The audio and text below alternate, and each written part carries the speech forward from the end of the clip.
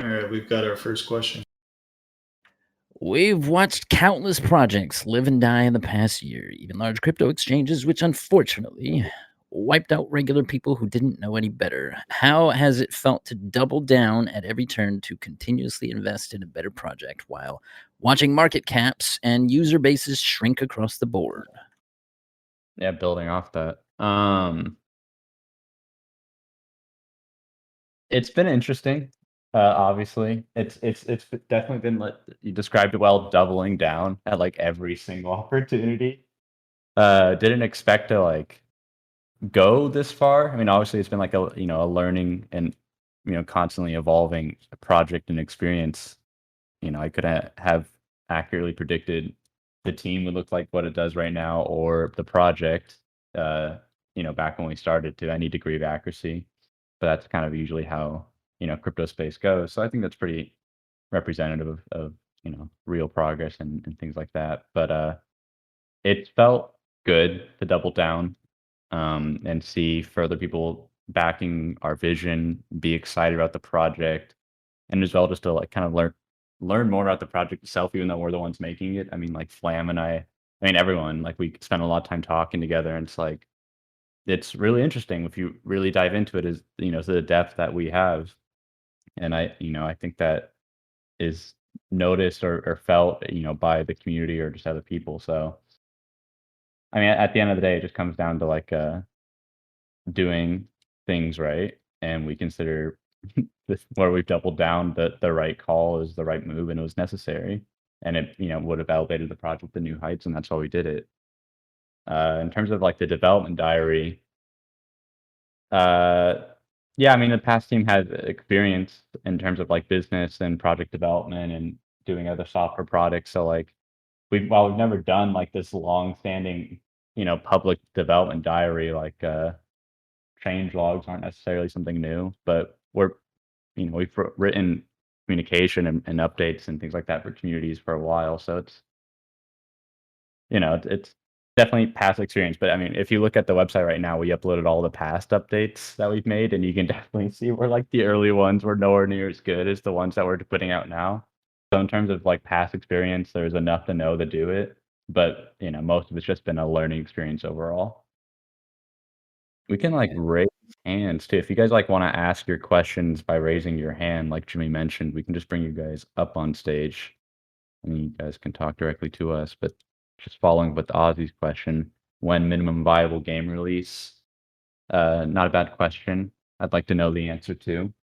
But I think it's pretty close. I mean, obviously we thought that multiple times in the past. I think this time around we've kind of learned that like we're just not gonna bother trying to time it or give an accurate date as to when it will happen.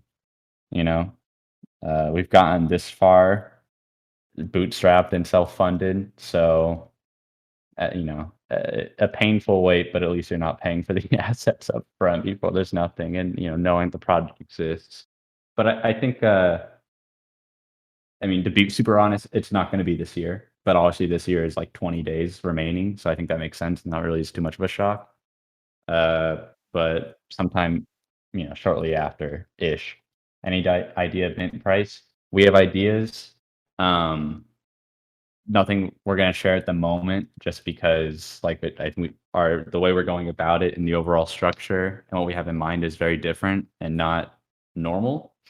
Part of that is like the percentage of just doing the thing where majority of the mint funds go to the DAO and having a DAO at all. So we're gonna reserve answering that, for its full proper update, so you guys get the full information with it and can take it in.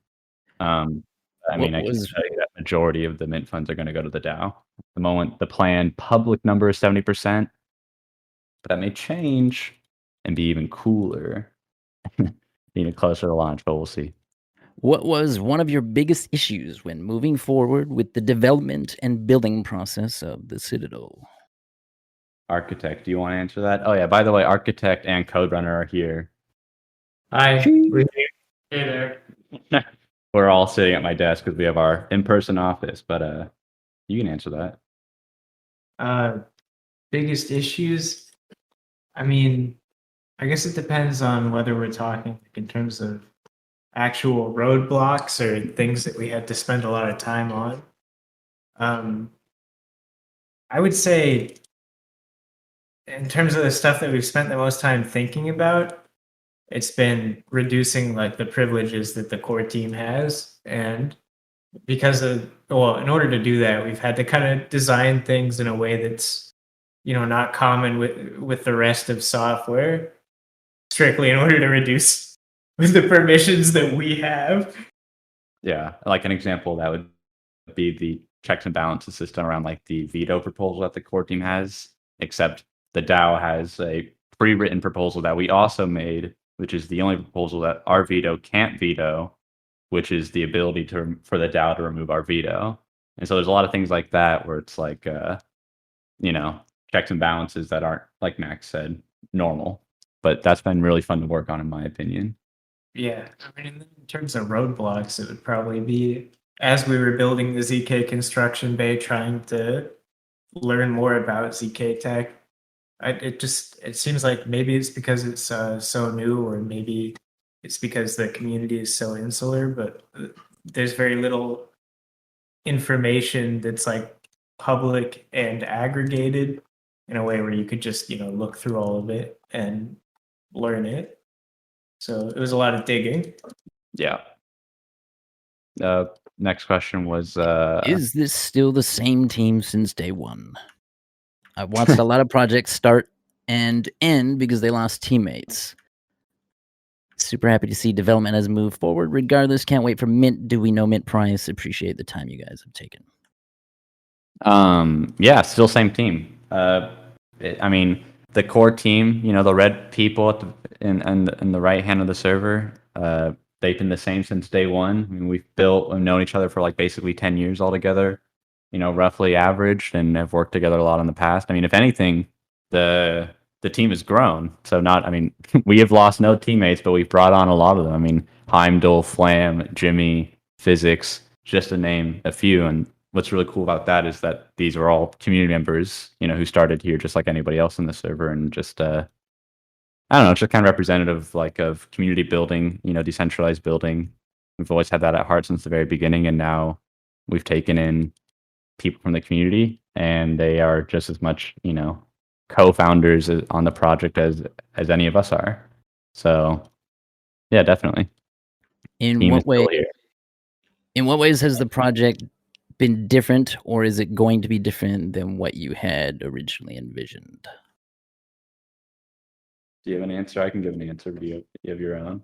I mean, I would say it's a lot more full-featured now. Yeah. When it first started, it was definitely meant to be like smaller, but as we kept working on it, not necessarily call it scope, increase or scope creep, but like we just saw a lot of potential to, further dive in a sense of like ideas we had, vision, and also just overall potential for the project. Like turns out there's like a lot of unique properties and ideas and things that come along with being fully on chain, top to bottom as a DAO, decentralized game, blah, blah, doing all of that. So it's like Architect said, a lot more full featured, a lot more serious, and definitely a lot more fun, even though it's really hard at times. But yeah.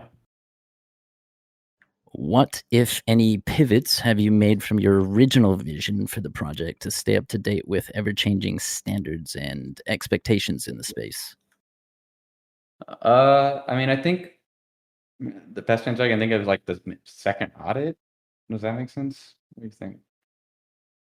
I mean, I would say that, and before the second audit, updating contracts. I guess during the second audit, updating contracts in terms of those standards. Yeah, I mean, I don't think there's like in terms of ever-changing standards and expectations in the space, I feel like that's more talking about like market conditions, or like what are the standards expectations from like other NFT projects. But I feel like from the start, we've always had like our own high bar of personal standards and what we believe, the expectation should be, and have followed that. And if like we talked about earlier, or someone else asked, just kind of double down on those a lot of times. But yeah, I mean, any large pivots would just be like basically doubling down on the project like 8 times in a row now. What's the best thing that came out of the new audit? Ooh, that's a tough question.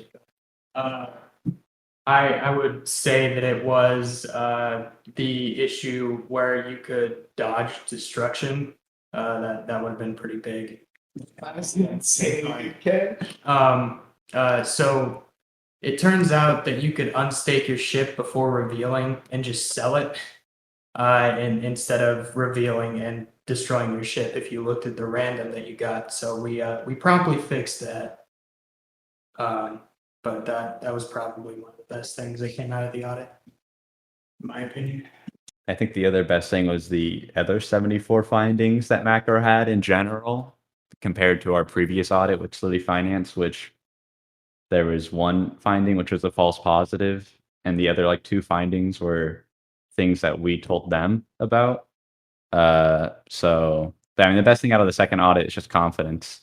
The fact that we like actually know we had a really serious team that we worked with who took the project seriously and was very talented, and that we're going to have that team moving forward. So that's the best thing, in my opinion, to come out of the audit. What constitutes DAO voting membership, i.e., all ship NFT owners, and will there be any contingencies for if or when struggling to reach a quorum on DAO votes due to non-participating voters? Participation is, well, to answer the quorum question, participation is super important. And we're really hoping to encourage those who don't want to participate themselves to delegate. So, I mean, our big hope is that near the majority of votes will be delegated to active voters. Now, I know that's a pretty lofty goal, but given the fact that we're working with a game here where hopefully people are truly excited about building, it will go pretty well. Yeah, I mean, it's just kind of like in most DAOs or crypto projects, the product or what you're building around is either really intangible or really like loosey goosey and like or super complex and like not really that approachable for the average person. I mean, even myself, like I couldn't even apply myself to most DAOs or what they're working on or trying to do. But I think the difference here is like it's a game. I mean, who hasn't had like a bajillion thoughts of like what their favorite feature they'd like to add to the games they play on just like a consistent base while you're playing it. And there's just so many different like kind of mediums to kind of apply when you're working with the game. I mean, you have art, music, lore, actual game features, balance, economies. Like there's just kind of enough real sections everywhere that are applicable and approachable that I think participation will be higher overall, and will also make delegating really easy in the overall UI. I think I might just mention too that another a common problem you might see is like just voter apathy in general, because their vote doesn't really count because the core team or core team plus investors or core team plus investors plus private rounds of sales of these governance tokens adds up to be more than 50% of governance power. So there's like people maybe see there's no real reason to vote. So, but yeah.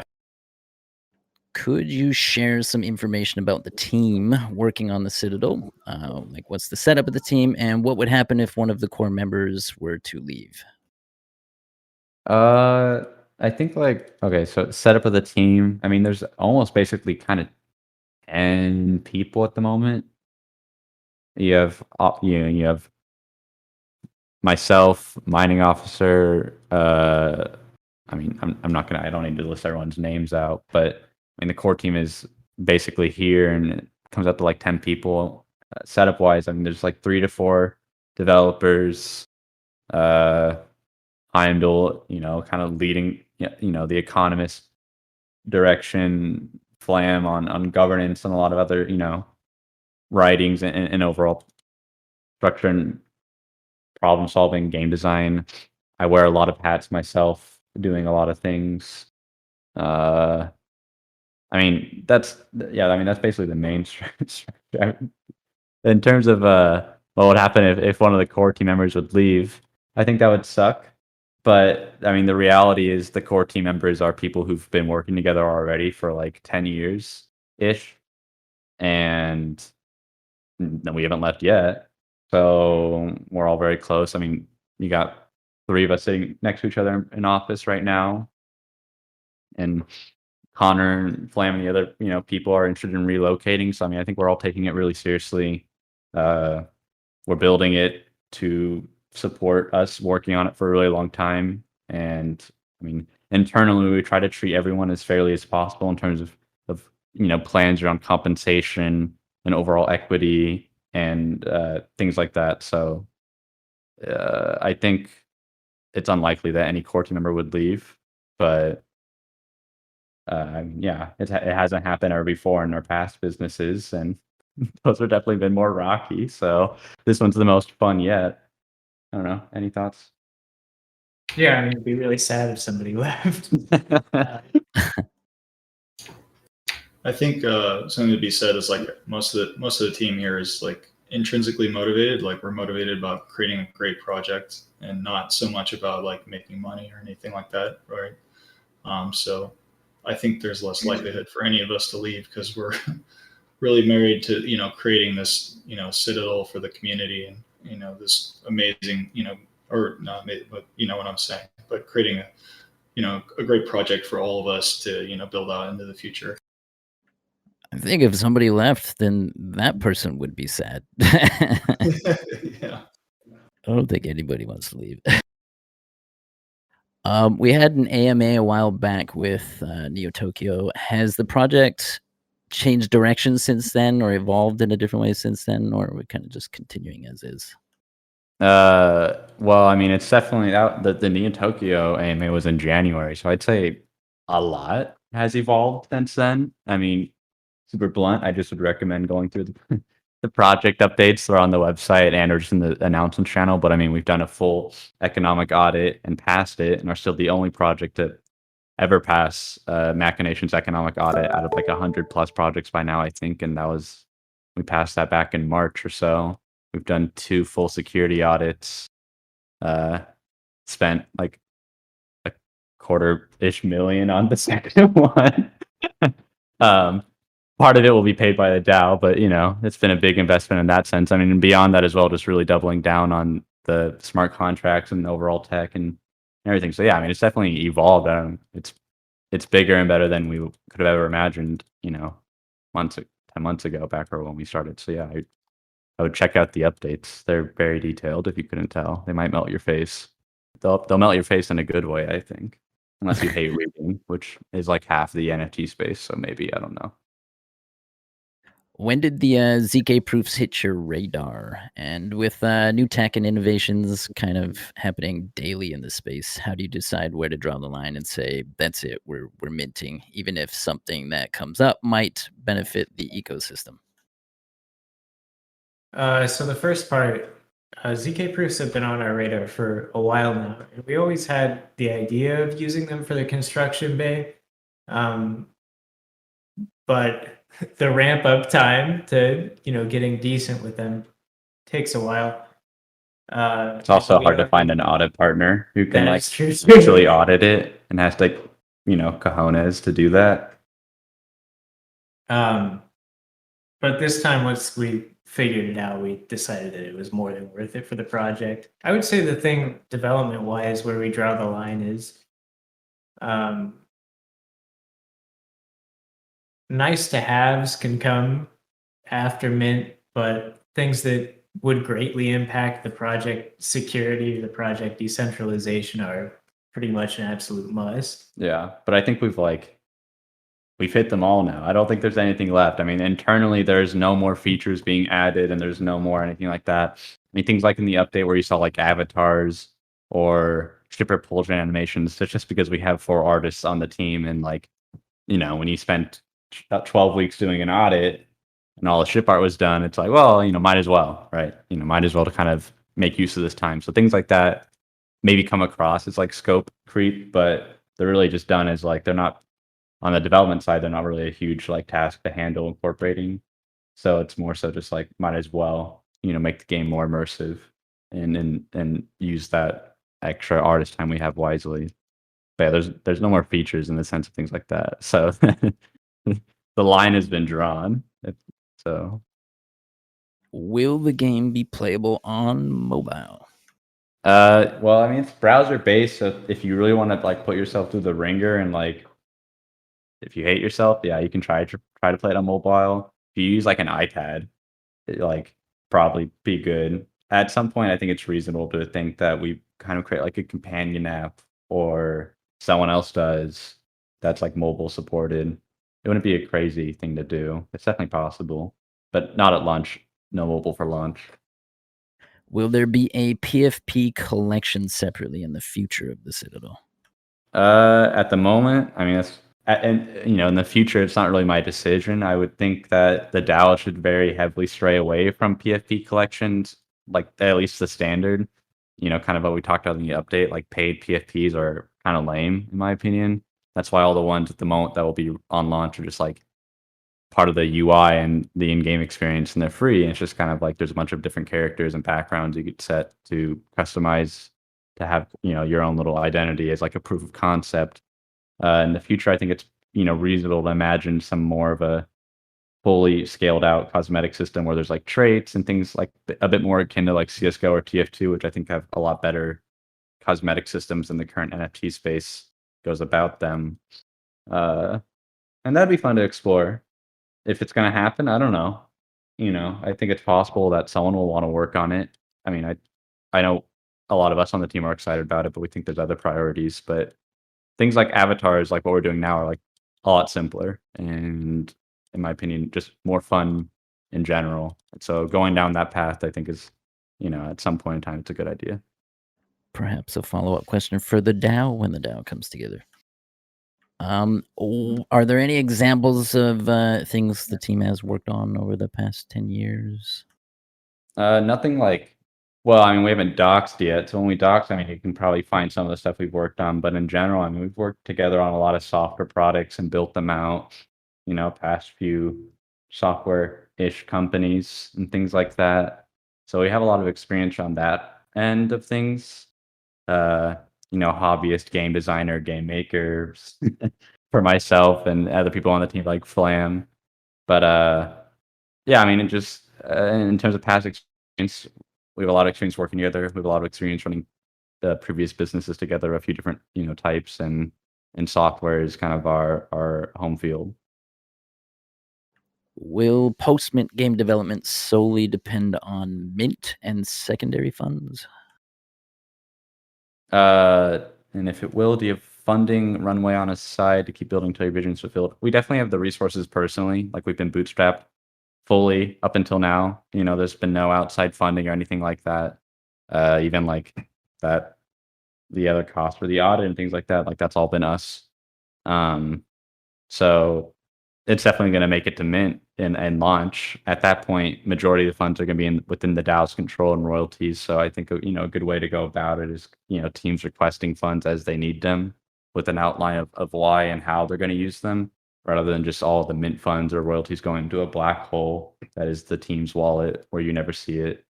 And the likelihood they spend it on like a Lambo or a house is like 98%, or just lose it by trading.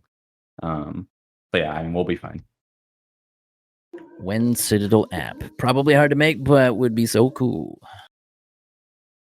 I don't know what DYDX does. If it's like a desktop app, it wouldn't be crazy to do a desktop app. It wouldn't be like that beneficial, but it kind of be cool. I can definitely see the point behind that. You'd have kind of like security concerns at that point, which are something that, you know, can be managed. In terms of mobile app, like we talked earlier, it's definitely possible. We've done it before. But I think it's something that, you know, after launch, I mean, that's the point of the DAO, and the DAO having majority funds is if someone has the capability to do that and the, you know, outline and real structure to do it, they can make a proposal and the DAO can support it. Other people can join along. We might end up doing it.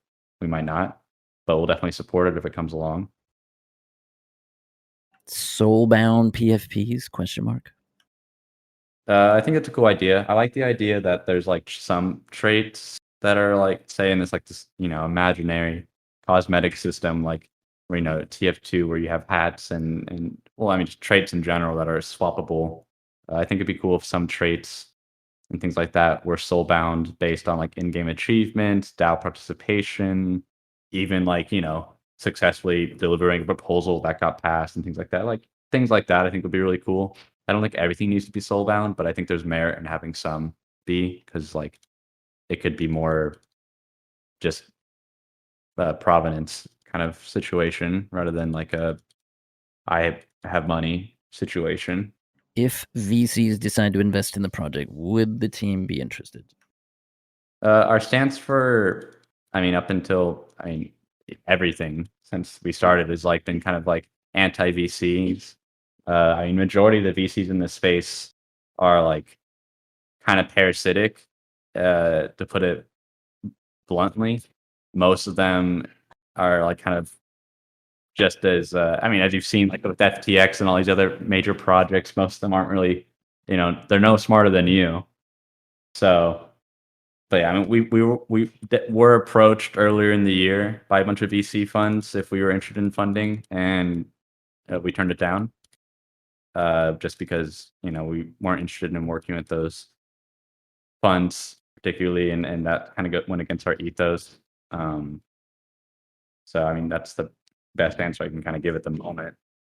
Would the team be open to a soft launch similar to what Wolf Game did with Cave Game, a game before the game? Question mark. No. No, when we launch, it'll be the full game, everything that's in the white paper and everything that we want it to be. And the idea is that it's a minimum viable game, right? Like it feels like a game, it plays like a game. There's a lot of depth and strategy and care put into it. But those like pseudo things before just take a lot of effort and resources and time away from the actual product, which I don't think at this point would like, be any worthwhile value. In terms of platform and game infrastructure, are we still going with on-chain, or will calculations be done off-chain with the rest, with the results, NFTs, etc. on-chain? And have you spoken with any gaming platforms like Epic or PSN now that they've launched their initial blockchain-powered games? So for the first question, all of the game state and the game logic will live on chain. And for stuff like the construction bay, technically there are calculations that go on off chain, but you're proving that they're valid on chain. And I would say that if we were to develop more complicated pieces of logic, if we were trying to hide things, if we were trying to get some of the benefits of off chain games, we would probably work with ZK proofs to bring those on chain and verify them there. We definitely don't want to sacrifice security here. That's super important to us. Yeah, I think it's pretty telling, like in the last few months, how valuable and important security is. So, and especially on-chain security or just on-chain transparency. So, we're going down that road. On the PS thing, I look the please don't go 100% on-chain. Like Architect said, all the main parts are on-chain. The important parts, things like the NFT art or like the front end, like that doesn't need to be on chain because the DAO is on chain in the game and the whole platform. So like the DAO can upload the art or change it whenever it wants. And the front end is going to be open source, so anybody can make a fork of it if they want or build on top of it and make their own. But besides that, everything's going to be like fully on chain. And if you have concerns around like the user experience, and transactions, we've made a lot of the transactions bundled together. They're really low cost. We're on Polygon, and most of the game and what you're doing, I don't think you actually will be doing transactions. Because we spend a lot of time strategy and thinking, and there's a ton of modals that are just not transaction related within the UI. And there's also a ton of work going on around in the space regarding like account abstraction and sessions to remove transactions for on-chain games in the sense of like you having to sign every single one yourself. And that's something we're super interested in. And probably like, if we can fit it in before launch, we will. Just, creating like a session system where, transactions aren't really a boundary or a limiting factor, and you can have a bit more of a seamless experience. But we'll probably end up doing that like after launch, within the first month or so to do that. So don't be afraid of fully on chain. most other projects are just kind of bad and don't have good user experience. I mean, most of crypto doesn't have good user experience, but we really care about that. It's one of our top priorities, and we already have like plans around making it better. And ergo to factor, when you do that, I think you'll have a better overall actual user experience than your hybrid games.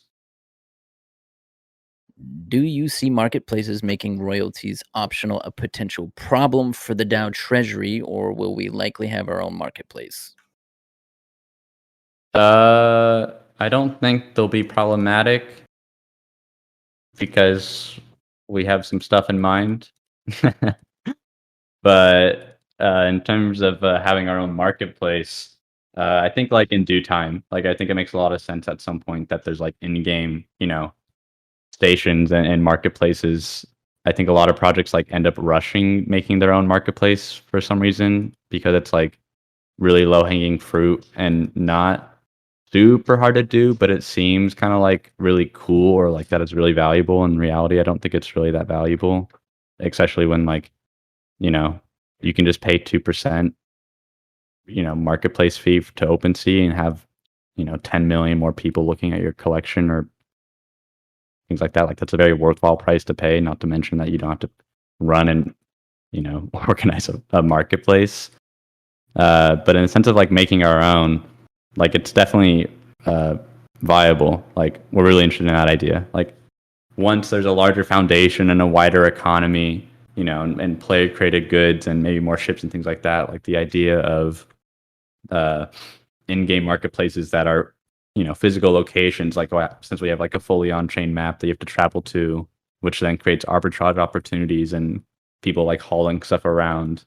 That sounds awesome, and we're totally going to do that. But rushing it is just pointless in vaporware, and doesn't really provide any value. It honestly does more damage than good if you do it too early. Kaladin urgently wants to know how to bake a potato casserole.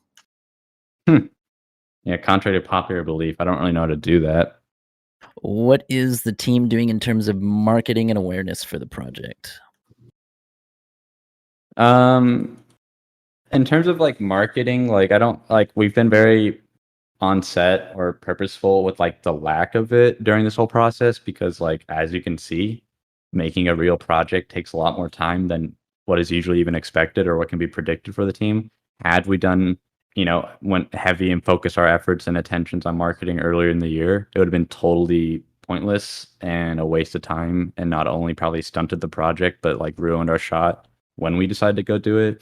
So in terms of like our plans for marketing, I think once you have a fully playable product that is like, fully delivered, quite in depth, and you have majority of the mint funds going to it, and you can actually dedicate time to good and healthier marketing. I think one benefit of the overall market conditions at the moment is there's a lack of quality projects. I mean that was always the case that there's a lack of quality projects, but it's even more so now. So I think if people like good products and want to experience one, I think marketing the product will do a lot of the heavy lifting itself, but when the time is right and the product is there, we will shift our efforts to marketing. Right now, we're building. So, have you thought of using a game engine, Phaser, Unity, Godot, etc., and making the TXs for actions gasless, similar to what the Tales of Ilaria, the Beacon, etc., have done in Unity? In terms of a game engine, yeah, definitely. I mean, I would say that the answer is when we need it, we'll use it. Right now, the UI for the game lends itself pretty well to working without an engine, but as soon as we build something that could benefit from one, definitely. And in terms of gasless transactions, we've thought about that a lot. And the state of the art, at least when we were looking into it, was using a relayer, which gives ordering control to a third party, which was a little bit concerning to us because transaction ordering does tend to matter a little bit for gameplay. For us, I would say that when we do move to something more real time or something gasless, we would probably look into either a network with faster confirmation times or potentially some type of peer-to-peer signature system. Do we want to switch over real quick? Take a hand that is raised. Yeah, sure. I think we're all caught up, so go for it. In the meantime, while that's happening, Peerless answered the other half of your question in terms of what are your thoughts on potential target audience. To answer it quickly, like, I think a lot of the overall market and projects in the space focus way too heavily on like the next billion users or like mainstream adoption, or even just like 10,000 users. I mean, the reality is the likely initial player base will be under 2,000 people. Granted that majority of all the funds will go to the DAO, it's a pretty efficient mint in that sense. So I think like it's very likely that we capture enough of an initial player base to keep things going and that people will be interested in wanting to play it. I mean, if people don't want to play the game and there's like not a lack of an initial user base, then I think the product just failed. So I guess that's it, but like I really think that's very unlikely because like, despite zero marketing and doing stuff, like we still have a really vibrant and active community for the most part. People are still here and around. Like I think the project is like on a lot of people's radars, and every now and it gets mentioned in tweets and people praise it really highly. And we definitely have like a lot of larger figures in the space that are super excited for it to come out. So I don't think it'll be too much of concern. And in terms of like the target audience, the real audience is the people who are here now. There's a lot of people in the space who are crypto native and also play games. Like I think maybe everyone here in the server, and there's not really a product for them to take part in, participate with, or contribute to, because every other product is like trying to do a AAA game that's like 3 years away. So I think, yeah, I mean, that's our focus, the hardcore early adopter. And over time, we can widen the, depth of the game and avail, the ways other people can join and raise the player base in a healthy manner. I have invited Wise Owl up to ask a question. For anybody else, if anybody else does want to get up on stage and ask any questions, you can raise your hand in this stage, and then we can bring you up here. Otherwise, people are free to continue asking questions in chat as well. Hey guys, how's it going? Hey, good to hear from you. Yeah, good to be here. Before I got into crypto, I was a hardcore gamer, and like if I didn't need to make money, I would totally be in the server 24/7. But I'm building my own thing, so I get to poke my heads in, when I have time. And I just read like the last 3 or 4 updates, and I just want to say it's super refreshing to see like a paragraph that's like, hey, there's this one thing that was going to be off chain, but because it's part of the game mechanics, we really didn't want it to be off chain, even if it was like a sign in a wallet. So we figured out how to use ZK rollups to make it completely decentralized. Like I just can't tell you how refreshing that is, like to hear something like that. You don't see that anywhere. And I'm super excited about the game. So don't really have a question, but just wanted to let you guys know that your work is so appreciated. The art's amazing, the mechanics are amazing, and I can't really wait to see it live. So very cool. Thank you. Hell yeah, thanks, man. I mean, shit like that is super motivating for the whole team. I mean, we really appreciate it. That means the world to us. So I'm glad to hear that the ZK stuff is liked. It was interesting to work on. Yeah, that positivity is going to fuel the team all the way up until the next update. Yeah, it's got us this far. What level of blockchain knowledge do you need to be able to play the game? None. I mean, if you can, like some, but like the reality is, while it seems super complex, like it's really not. I mean, if you can use MetaMask and sign a transaction and know how to use a marketplace, as in like getting an NFT asset, that's basically all you need to know. I mean, none of the game design or parts of it, are something that's crazy crypto, super, you'd never like them. I mean, the craziest thing would be there's probably like the auction system, right? but it's not like there hasn't been an economy in a game before. I mean, I think that's like kind of so like the underlying foundation. I don't think you need to have some crazy amount of knowledge. I mean, we're going to put out a ton of resources as we already have game guides and things like that, and not to mention like videos prior launch. So we'll try to make it as overall intuitive and friendly and accessible for anyone who wants to play the game or gets get their friends in the game, even if they're not crypto native. I mean, but did you have anything you wanted to add to that? No, I think you covered it. All right. We're good there. I'm going to invite another speaker up if we're okay with that. Yeah, go for it. Peerless, I have sent you an invitation. Yo, how's it going? Hey, good to hear from you. It's been a minute. Yeah, it's been a while, man. I think, Jesus, it's been a long time. Still Yeah, here. I mean, I'm still here. Yeah. I mean, you guys are still here too, which is great. So yeah, I've always kept, an eye on the project. I know you guys been kind of just heads down building. You already answered one of my questions. I kind of wanted to dig in a little bit further though. Go for it. So I know you guys, worked or are still working with machinations and whatnot. So I know you have a lot of like sinks and faucets to adapt and whatnot. I guess my main question, right, is you mentioned you tossed out a number of like 2,000, right?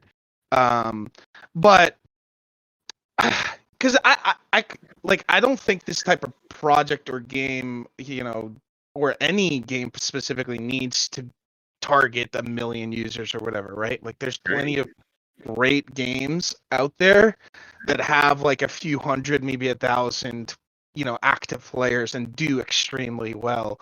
I guess my main question here is you guys obviously have built a system that it requires like several players, right? Like to make it balanced.